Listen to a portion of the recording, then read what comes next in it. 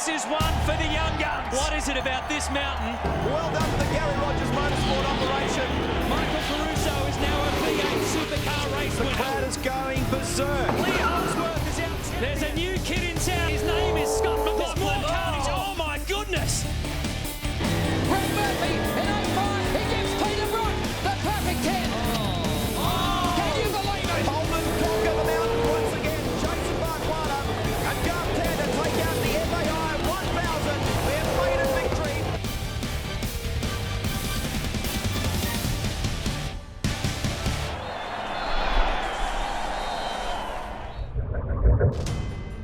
...2013 marks our 50th year in motor racing, and I have to say it has been an outstanding time of my life.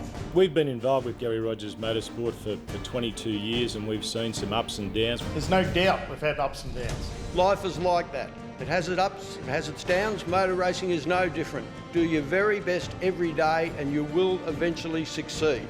The highlight so far would be the Bathurst win in 2000. Holden conquer the mountain once again. Jason Barquana and Garth Tander take out the FAI 1000. Their maiden victory. Oh, we won! Yeah! Well done to the Garry Rogers Motorsport operation. I've got a fantastic team, I've got fantastic sponsors, I've got great drivers, and God wanted us to win, so we won. It was a great year in the old VT Commodore. Second in the championship, my first Bathurst win. Absolutely sensational. Bathurst, I mean, it's just everything. It's everything you want in your career. You strive for it. It motivates you. And when you finally win it, you sit back and you go, I've just got to win it again. I want to repeat this. It's something we take very seriously. Black flag for car 33. Oh, the drive-through penalty at Bathurst in 2010, it hurt. We had the lead with about 30 laps to go until we got penalised for speeding in pit lane. So that puts Lee Holdsworth into 7th position. It is very tough. People remember the victories, they remember the good times, but with that there is a lot of down times. You take New Zealand, for example. We had a win, it's fantastic. Within an hour or so we've had a crash. You've just got to get on with this. 50 years is a long, long time. We don't want to spend too much time on that. We have enjoyed it, but we've got to move on and look forward to another, hopefully, well, 10, maybe 15 years. The 2007 win of Holdsworth at Oran Park was an outstanding part of our history. Our strategy worked really well that day for a hard-earned win. I was on tyres and I was a nervous wreck. The strategy worked brilliantly. This is one for the young guns. Lee Holdsworth is our champion. I think Adelaide's been very kind to us over the years. Road circuits obviously suit our cars. We go well, we've had great results there and at other road circuits. And that's just to name a few. Garry, congratulations to you and your team on 50 years of motorsport. Unbelievable record for you. You've had the highs and you've had the lows. You've always punched above your weight. You've got a fantastic group of people around your team and you thoroughly deserve the success you've had. Congratulations, buddy. Fantastic job. Congratulations, guys, and to you, Garry, what a great achievement. I've only been around for the last 20 or so of those years. Can I say on a couple of fronts? Firstly, competing against your team, I'd consider them tough but fair. Do it on the circuit and they don't do it in the steward's room, and that's the way to go about your sport. I love that. In the position I have now, up and down the pit lane, it's quite a privileged position.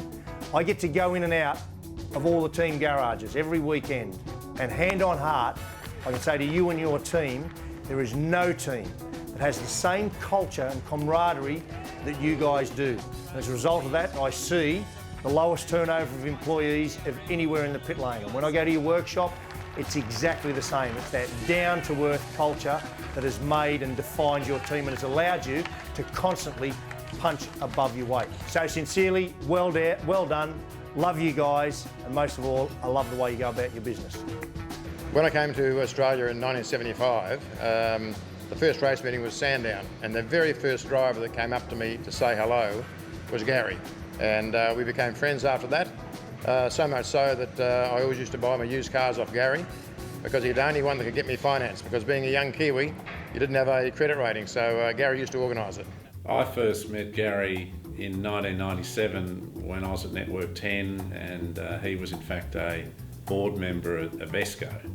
And my first impressions of him then are the same as my thoughts of him now. He's a no-nonsense kind of guy that's added a tremendous amount of value to the Australian motorsport industry in this country, and a bloody good bloke. Well, I mean, Gary's a very, very successful businessman in his own right, and to have a team like GRM, he wants to succeed, he wants to get race wins, but at the same time, he realises you've got to have some fun, and Gary will be the first one on pit lane to have a lycra suit on or a funny line, and that just keeps it real. Sitting on the second row of the grid, I'm looking forward, and I watch the grid girls climb over the pit wall to come out to stand in front of the car. I thought, that's a bit of a strange looking grid girl, and here comes Garry Rogers, dressed in the skirt and the lycra, oranges tucked down the top. He's got the flag, he's got the lot, and of course he stands in front of my bonnet, doesn't he? The team is very innovative. Look, they've even tried to run a car on three wheels on occasions. We've had other V8 supercar teams with that much diagnostic equipment in the garage you can hardly move around, but Garry seems to be able to do it with a shifting spanner and a Phillips head screwdriver. It brings back the fact that what we are doing is a serious business, but it's supposed to be fun as well. He's a funny dude, Garry. Good bloke.